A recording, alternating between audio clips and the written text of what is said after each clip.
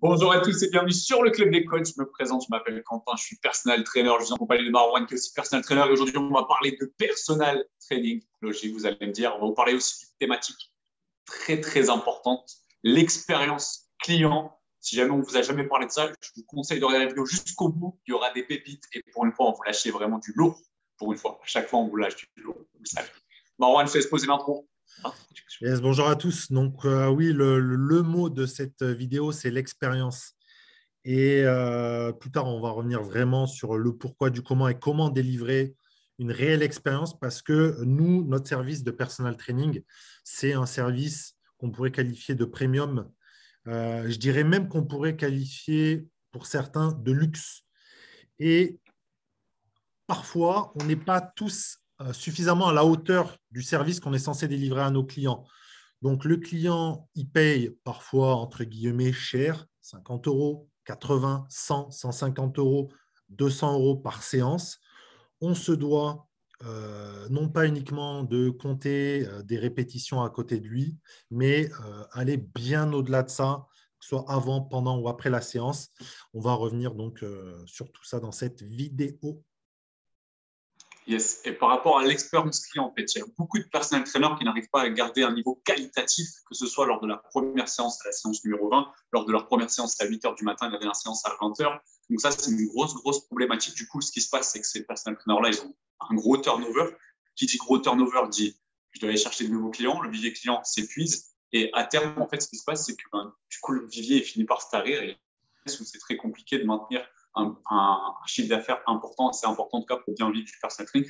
Donc, l'expérience client, on va essayer de vous détailler en gros qu'est-ce qu'une bonne expérience client, qu'est-ce que vous devez faire. Et comme l'a si bien dit Marwan juste avant, on va décliner ça avant la séance, pendant la séance et après la séance. Donc, on va commencer dès la signature du contrat.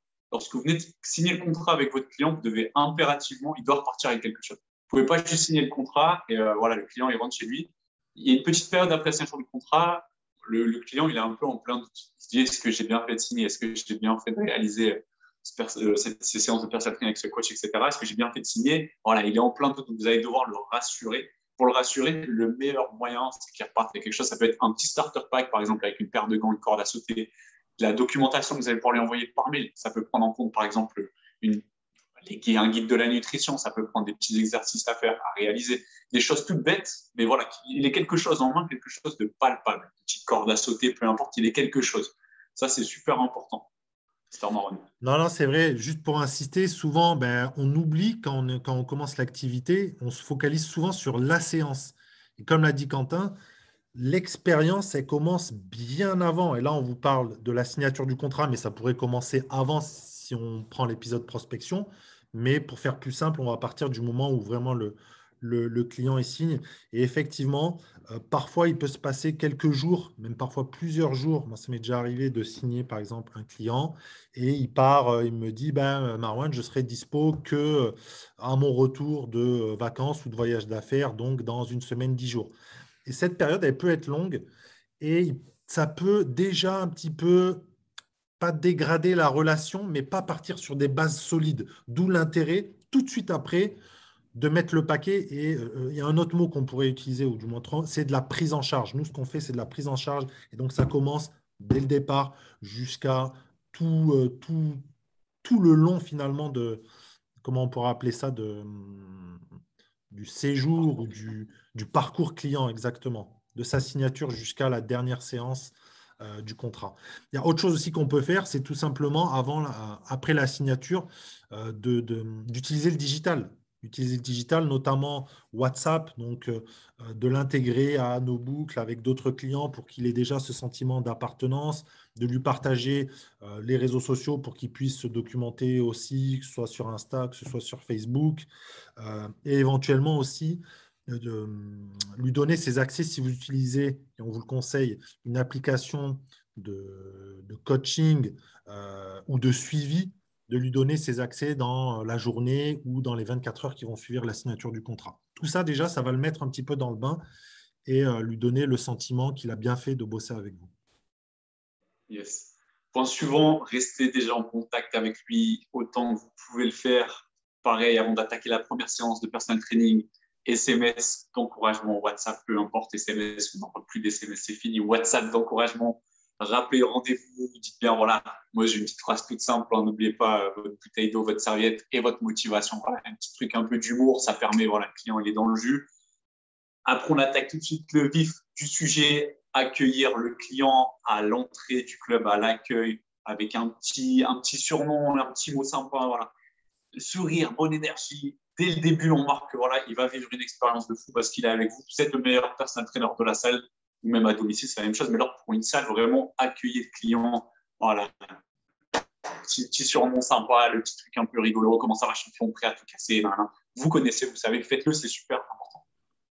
Non, non, c'est super important. En fait, ce qu'il faut retenir, c'est que les moments les plus cruciaux, c'est souvent le commencement et la fin. Et surtout dans le fitness, notamment les clients nouveaux qui ne sont pas à l'aise dans l'environnement, ils ont besoin dès le départ, dès leur entrée dans la salle, de se sentir à l'aise. Et là, il y a tout un travail de mettre à l'aise votre client, d'où le fait, comme l'a dit Quentin, d'être présent, de lui montrer des petites attentions et de lui faire comprendre qu'avec vous, il va passer un bon moment. Vraiment, il faut qu'ils se disent, je me sens bien, je suis entre de bonnes mains et je vais passer un bon moment avec ce coach-là. Une chose vraiment à faire, en fait, c'est dès qu'il arrive, il faut qu'il se sente chez lui. Il ne faut pas qu'il arrive dans une salle de sport où il se sent mal à l'aise avec plein d'autres personnes, etc. La salle de sport, c'est chez vous. Le coach sportif, c'est l'expert de la salle de sport, donc c'est chez vous. Et vous devez le faire rentrer chez vous, lui faire voir votre environnement et vraiment qu'il se sente tout de suite à l'aise. Comme l'a dit Morane, ça, c'est vraiment super important. Voilà pour ce qui est notamment sur les premières séances ou la première séance. Je reviens un petit peu à… On n'est pas tout le temps obligé d'aller l'accueillir à l'entrée de la salle à chaque séance. À un moment donné, il sera suffisamment à l'aise. Il rentrera à la salle comme chez lui, comme l'a dit Quentin, ou chez vous. Il va aller direct au vestiaire. Il va être bien et puis il va échanger quelques mots avec la personne à l'accueil. Mais en tout cas, pour la première séance, très, très important d'être là pour l'accueillir et lui montrer son importance. Et vous pouvez le faire aussi par la suite. Moi, j'aime bien le faire aussi souvent que je peux le faire. Si voilà, je fais un coaching juste avant, j'ai un peu de temps, je le fais. Sinon, c'est pas grave, mais j'essaie de le faire le maximum possible. Ensuite, on va attaquer vraiment sur la séance en elle-même. Donc, il y a beaucoup de choses à dire, mais je pense qu'une des choses les plus importantes, ça va être de tout le temps stimuler votre client de façon différente, créer un sentiment de nouveauté pour une raison toute simple. Éviter le sentiment de lassitude de la part du client. Ça, c'est le pire ennemi du coach sportif. S'il a l'impression, le client, de faire la même séance que la fois d'avant, ou de faire le même exercice, ou de faire la même chose, il ne sait pas justifier le prix que vous demandez. Vous ne pouvez pas demander 80 € de l'heure si vous arrivez les mains dans les poches sans préparation, sans rien, et le client il fait une séance qui ressemble comme deux gouttes d'eau à la séance que vous avez fait la semaine dernière. Donc ça, c'est super important. Et je sais très bien que lorsqu'on a un business qui tourne bien, parfois on a beaucoup de clients, on n'a pas le temps de préparer chaque séance, c'est un peu le feu. Voilà, on enchaîne peut-être, il y en a 5, 6, 7, 8, 9, 10 coachings par jour, et on n'a pas forcément le temps, mais essayez de rendre le truc le plus nouveau, et on va vous expliquer un peu comment faire juste après. Yes. En fait, il faut vraiment que le client il ait le sentiment, et c'est peut-être la chose la plus dure en tant que personal trainer, de lui faire ressentir que ce qu'il a fait avec vous, il serait incapable de le faire tout seul. C'est vraiment ça. Chaque séance, il doit la terminer, rentrer chez lui et se dire wow, ce que j'ai fait avec Quentin, s'il n'avait pas été là, je n'aurais pas pu le faire. Que ce soit au niveau du contenu, que ce soit au niveau de l'intensité. Voilà, tous ces aimants-là, je n'aurais pas pu faire un entraînement aussi intense, je n'aurais pas pu faire un entraînement aussi varié, je n'aurais pas pu passer un moment aussi agréable voilà, tout seul, d'où la nécessité de varier effectivement vos séances et le contenu de vos séances, la forme de vos séances, même votre comportement, votre attitude. Mais d'une séance à une autre aussi, il faut parfois être un peu différent pour qu'ils vous voient sous une autre facette. Parce que si on est tout le temps au même niveau ou si on est tout le temps à fond, ils vous voient toujours comme ça et puis le sentiment de lassitude. Si vous êtes un petit peu en mode caméléon, vous changez, eh bien voilà, ça crée toujours de la variété, de la variation et ça, les clients, ils aiment bien. Yes. Ensuite, quand on vous dit créer une expérience client unique, ça passe aussi unique à chaque séance, créer une ambiance, créer un mood, créer quelque chose. Ça peut être aussi via l'utilisation de musique. Voilà, vous avez toujours une petite enceinte lorsque vous faites une bêtise. Ça peut être aussi bien lors de l'échauffement, lors d'un travail en hit, en boxe, les abdos, voilà, un petit Tabata Rocky. Celui-là, il fait son effet. On peut vous le dire avec Marwan, on l'utilise tous les deux. C'est très, très, très fort. Donc, n'hésitez pas à l'utiliser pour créer vraiment cette ambiance unique avec votre client. Et pareil, c'est une chose qu'il ne pourra pas forcément faire tout seul. Vous êtes là, vous vous motivez, vous créez vraiment l'expérience client. Et on parle de motivation, ça c'est pareil, c'est super important. Vous devez pousser vraiment le client hors de sa zone de confort. Ça, c'est super important qu'il voit la différence avec vous et sans vous. Parce que si vous êtes tout le temps là, vous faites une séance au final qui est un peu lisse, il ne se passe pas grand-chose, le client il dit, mais attends, je viens de payer ça et j'ai fait une séance au final, j'aurais même peut-être pu faire mieux tout seul, c'est qu'il y a un truc qui ne va pas, il faut changer de métier, les gars. Donc, sortez-les de leur zone de confort, rentrez-leur dedans. Je peux vous le dire, avec on est des experts de ça, on aime bien les secouer. Quand ils sont là, voilà, ils sont 1 heure avec nous dans la journée, on leur rentre dedans et ça fait la différence. Non, on en a parlé avec Quentin. On est d'accord sur le fond, même si on a une vision un peu différente. C'est est-ce qu'il faudrait, en tout cas une question, c'est est-ce qu'il faut, entre guillemets, rentrer dans le client systématiquement ou le sortir systématiquement de sa zone de confort. En fait, c'est bien parce que le client il est satisfait, c'est ce qu'il attend de nous, de pouvoir faire des choses qu'il n'aurait pas pu faire tout seul. Mais attention parfois à certains clients, attention, sondez-les un petit peu parce qu'ils n'ont pas envie de souffrir aussi. Donc, d'où l'intérêt de varier aussi les exercices pour leur faire oublier aussi cette souffrance-là. Mais voilà, Quentin, toi, tu es un… Ouais, après, on va nuancer les propos. Le mec sadique, ouais, coach Quentin, c'est un sadique. Non, on nuance les propos, tout va dépendre bien sûr du profil de personnalité client, on ne va pas rentrer profil disque, etc. Mais voilà, adaptez-vous au maximum. Mais personnellement, 90% de ma clientèle, je les sors de leur zone de confort et je leur rentre dedans. Donc après, voilà, je pense en fonction de votre personnalité, votre attitude aussi, il y a peut-être des choses qui vont ressortir. Donc ça, c'est vous qui voyez ça. Pareil, quand vous dites créer des entraînements que le client ne peut pas faire tout seul, pourquoi aussi n'hésitez pas à corriger des postures, des machins, etc. Apportez votre plus-value de coach sportif, soit sur les consignes, sur la respiration, sur plein de choses. Vous avez plein de connaissances, c'est le moment d'en utiliser à bon escient. Au niveau des entraînements, donc là, plus dans le contenu de la séance, créer des entraînements, toujours pareil, en fonction des profils de personnalité, bien sûr, mais créer des trucs ludiques, fun, tout ce qui va être circuit training, HIIT, boxe anglaise, ça, c'est des choses que les clients, ils sont demandeurs de tout ça. Ça crée, ça participe à l'expérience client. Si vous êtes là, avec moi, on a le même point de vue sur ça. Moi, c'est pas mon type de clientèle non plus. Je sais que Marwan, c'est la même chose. Alors, parfois, c'est un client qui dit ouais, je veux prendre des pecs, je suis d'accord avec vous, il va falloir faire développer coucher, il va falloir travailler voilà, sur l'hypertrophie, etc. Je suis d'accord avec vous, mais si le mec vous le faites faire du développé couché tout le temps à chaque séance, on est d'accord, ça va lui aider de prendre de la masse au niveau des pecs, etc. Vous allez stimuler de différentes façons, mais perso, vous allez vous faire chier, lui, il va se faire chier à force aussi. Donc, n'hésitez pas à amener quelque chose de différent. Moi, c'est pour ça que je préfère aussi les pertes de poids. Cardio, il y a une palette d'exercices et de façons de travailler qui, pour moi, beaucoup plus large que sur le simple fait de prendre de la masse. Donc, ça, c'est quelque chose de super puissant. N'hésitez pas. Pour ça, on vous dit aussi tout le temps vous former. Ça, c'est quelque chose de super important pour amener tout le temps la nouveauté dans vos séances. Parce qu'une fois, voilà, vous êtes arrivé à un seuil, il va falloir apprendre des nouvelles techniques, il va falloir apprendre de nouvelles choses pour pouvoir l'implémenter avec vos clients. Et ça, de toute façon, dès lors qu'on sort de STAPS ou BPGEPS, notre formation, elle commence à cet instant-là. N'oubliez jamais ça. Non, carrément, il faut varier. Il faut varier les exercices. On peut aussi varier les environnements. C'est-à-dire que même si vous bossez en salle, ou même si vous faites du coaching à domicile, des fois, c'est bien pour vous, pour votre client, de lui dire, allez, tu prends tes baskets, on va dehors. Ou si vous êtes dehors, de changer de lieu, de ne pas tout le temps s'entraîner, je ne sais pas, dans le parc qui est forcément à 5 minutes de chez lui, mais peut-être d'aller faire 5-10 minutes de plus et aller autour du lac. Enfin voilà, varier. Le client, lui, il ne le sait pas, il attend ça du coach. Donc, c'est à nous d'être dans la prise d'initiative et c'est comme quand, je ne sais pas, un garçon, il sort avec une fille et qu'à un moment donné, je ne sais pas, tous les soirs, enfin, tous les samedis soirs, il l'amène tout le temps dans le même resto.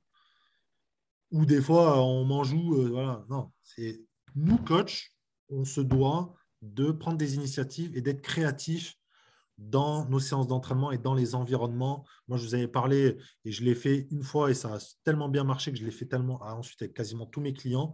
À Dubaï, c'est trop bien parce qu'on a les buildings. Et une fois, c'est mes clientes qui m'avaient demandé, Marwan, c'était un duo. Elles m'ont dit, cet après-midi, on veut faire un truc, en gros, on veut faire quelque chose de différent. elles m'ont dit ça, je pense que je n'étais pas suffisamment expérimenté, mais elles m'ont fait passer un message. Ça voulait peut-être dire, Marwan, on se fait un peu chier, surprends-nous. Je me suis creusé les méninges, j'ai dit, OK, pas de souci, tac, tac. Et puis, voilà, je leur ai fait faire un petit échauffement. Je leur ai dit, vous venez. On a pris l'ascenseur, on est descendu au 4e sous-sol. Il y avait 45 étages à monter. Je leur ai montré la cage d'escalier. Je leur ai dit, allez, hop, c'est parti. 45 étages. Elles en ont chié, mais elles ont kiffé. Kiffé. Elles en ont parlé ensuite à toutes leurs copines. J'ai rencontré ensuite les maris. Ah, c'est toi qui, le coach qui fait monter. Je faisais des stories ensuite. J'ai communiqué là-dessus parce que j'ai vu que ça plaisait aux gens. Et voilà, c'est les gens qui en plus ont l'habitude de prendre l'ascenseur matin, midi et soir. Je leur ai fait prendre leur escalier. Ils ont kiffé. Et je le faisais à chaque fois avec les autres clients. Pas tout le temps, évidemment, mais de temps en temps pour pimenter.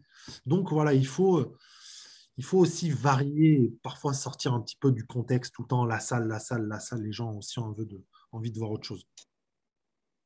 Et se casser la routine et l'environnement. Il n'y a même pas besoin d'être à domicile, même si vous êtes en salle, je sais peut-être que vous êtes une petite salle de spinning, etc. N'hésitez pas à aller faire un petit intervalle training, ça peut être quelque chose de faisable. Morand le faisait souvent, il mettait sa musique, tac, avec son client, un petit intervalle de quelques instants. Ça, c'est quelque chose que vous pouvez faire. Pareil, lorsqu'on arrive aussi vers la fin de séance, lorsque voilà, vous devez un peu étirer votre client, vous devez proposer voilà, peut-être un petit massage avec un Theragun, peu importe, c'est des petites plus-values que le client va vraiment apprécier. Et c'est un petit moment entre guillemets vous et lui. Et là, vous pouvez refaire un petit récap de la séance. OK, on a fait ça t'a plu, tac, tac, OK, t'as vécu comment ça. Partager, échanger ce moment-là, il est super important pour créer du lien. Quand on vous dit avoir une expérience client au top, il y a aussi cette facette humaine et le fait de créer du lien avec votre client parce que s'il y a une forte connexion entre vous deux, la séance, elle ne pourra que bien se passer. Si vous implémentez tout ce qu'on a dit précédemment, l'expérience client, elle sera au top et ça fera la différence. Donc, n'hésitez pas voilà, à aller dans un endroit un peu plus au calme. Je sais qu'à Basifique, par exemple, des fois, il y a la salle de coupro qui n'est pas utilisée. Hop, vous y allez, tac, petit étirement basique. Hein, on étire les ischios, les quadrilles, un peu de mobilité. Hop, voilà, rien de bien folichon, mais ça fait la différence. Ouais, je repense à un autre truc. On reste du coup sur l'environnement. Une idée qui me traverse la tête et que je fais avec des clients, et que j'ai fait notamment avec les deux Iraniennes, c'était de les inscrire à des courses. Les gens, par exemple, un 5 km ou un 10 km, voire plus s'ils sont un peu plus affûtés. Je les avais inscrits à un 10 km. Je leur ai payé l'inscription. En gros, ça faisait partie de.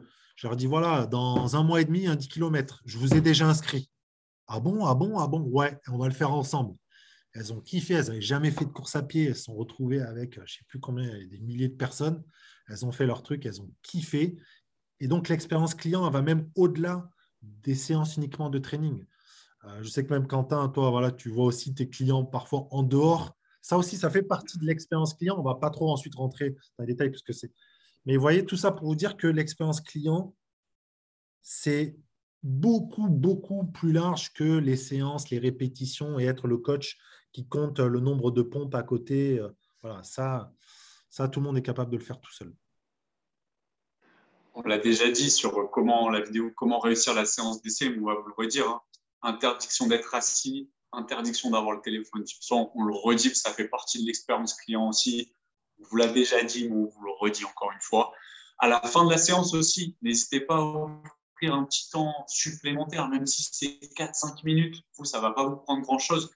D'où l'intérêt d'espacer vos séances d'au moins 10-15 minutes pour rester frais, pour avoir le temps peut-être d'aller aux toilettes, vous rafraîchir, et d'être frais, disponible entre chaque séance, de pouvoir aller accueillir, aussi désaccueillir le client. Peut-être voilà, vous le raccompagner à la sortie, tac, tac, ok, félicitations pour la séance d'aujourd'hui. Vous lui envoyez un petit SMS le soir même ou le lendemain le soir même pour les félicitations et le lendemain pour ok, pas trop de courbatures, Et si vous dites qu'il a eu des courbatures, c'est bien, c'est parce que tu as bien poussé. Et si on n'a pas eu, je dis c'est bien, c'est parce que tu as bien progressé. Donc dans tous les cas, vous tombez sur OK en tant que coach sportif.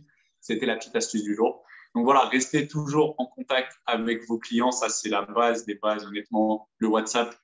Je sais que des fois, c'est chiant parce que, entre guillemets, on n'est jamais, on a toujours un peu le boulot en tête.